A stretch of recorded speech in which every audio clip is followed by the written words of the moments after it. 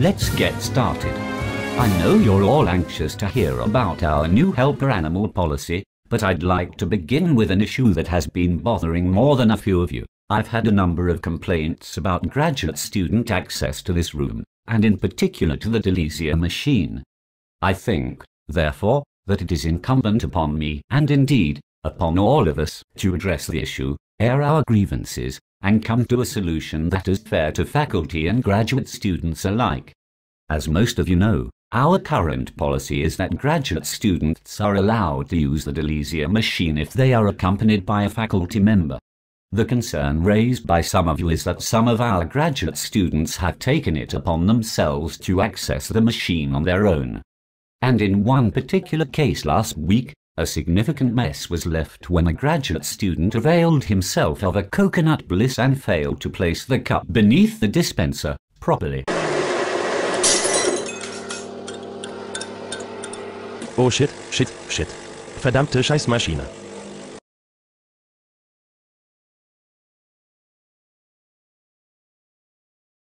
The student in question has been made aware of the inappropriateness of his actions, and I feel reasonably confident in assuring you that it will not happen again. As this is an issue that affects us all, however, I think it is only appropriate that we address it as a group, so that we can move on with business as usual in a way, as I say, that makes sense to the collective. With that, I'll open it up to the floor for comments. Can you tell us a little bit more about the scope of the problem? I mean, I come in here on a regular basis, and I don't believe I've ever seen any graduate students, and certainly no one that seemed to be improperly dispensing coffee.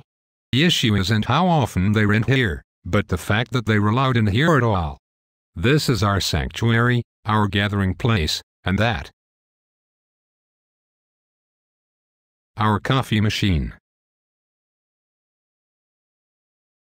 Frankly, I resent your tone of voice. This isn't the old boys club. This is a community. This department is based on mutual respect, and I don't see how we can expect trust and respect from our graduate students if we don't extend the same to them. Frankly, I can't believe that denying them access to this stupid machine is even on the table. Are we that insecure about our hierarchies? I don't see what respect has to do with it, unless you mean your blatant lack of respect for the superior capacities of those you endeavor to conceive of as colleagues. If this department were anything more than an aimless collection of puerile pardoners, we wouldn't be having this dispensary disharmony. Excuse me? Now everyone, please, let's try to regain our composure here. Certainly this discussion calls for as much collegial, respect as any other.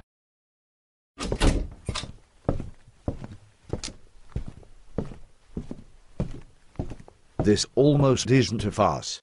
Perhaps today's the day they break out the foils. Oh.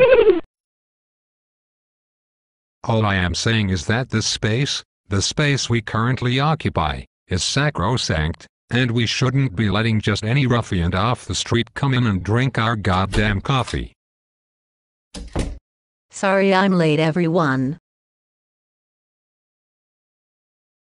I certainly understand your concern. So nice of you to join us. But I imagine that we can establish some kind of middle ground. Like how we can. Exactly. The problem is that we have no means of determining exactly what's at the root of the issue. While I understand there are concerns, it nonetheless seems altogether inappropriate to concede to some kind of fuzzy middle ground. That's my position anyway. And the wise position it is indeed. But it fails to address the larger question of the aesthetically intolerable knocking sound that confounded contraption emits without cease as it aspires toward the condition of flavored sublimity. And you, my darling, should be wearing a hat. It's nice to know that we'll be privileged to hear again this week from those most qualified to comment. But I suppose that rather than saying what I just said, I might have done well to attend more committedly to my knitting. so as to thwart the temptation to raise my hand and actually speak. Of course, I was under the mistaken impression that we were going to discuss something that might actually affect the way we go about our jobs. I hope I am to be forgiven for such a preposterous transgression. It seems to me that a reasonable solution might be to place some kind of lock on the flavoring drawer. That way. That way what? We can lord our dominance over our minions. We can hold the key above their heads and laugh. This is ridiculous.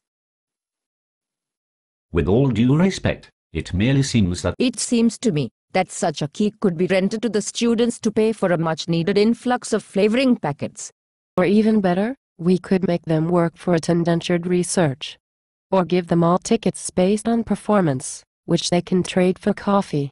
It seems that the system of advancement currently in place in this department is far too nebulous and under-enforceable. This department is not in the business of— This department is a hoax. You're treading on very thin ground, young man. No, in fact I am treading on no ground whatever. I seem to have gotten stuck in a rather unpleasant mire, and I beg thee to point me the way out. What in hell do you know? Cave mouth.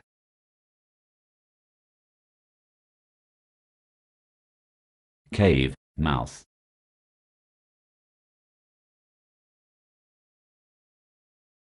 He has a point. Discussions like these remind me why I left this department in the first place. Well, if you want my opinion, which I happen to know I am not alone in espousing, you should have stayed gone. I beg your pardon? I second that. If you think your opinion is too enlightened for the rest of us, why not take it elsewhere? Just because I didn't. This has nothing to do with that. This is just ludicrous. Frankly, I can't believe that this department has sunk to the level of the present conversation. Now wait just a minute. Hey, don't you roll your eyes at me, Missy. Excuse me, Missy? That's right, that's what I said, Missy. I am a tenured professor in this department, sir, and I do not appreciate your tone of voice. I don't give a good goddamn what your position is, or in what department. Your shrill, shrewish voice is going to knock the squirrels right out of the trees. Now hold on just a minute. Tempers are starting to flare here. Let's all take a deep breath. I think that is exactly what we were just doing.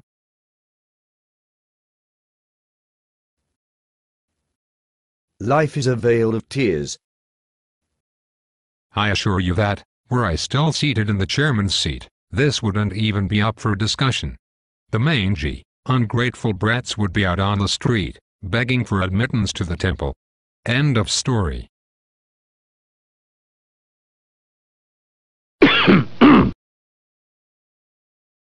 And that's not even how it's pronounced. It's not like your ugly cousin Tricia. The C sounds like an S. Delicia? Like Felicia?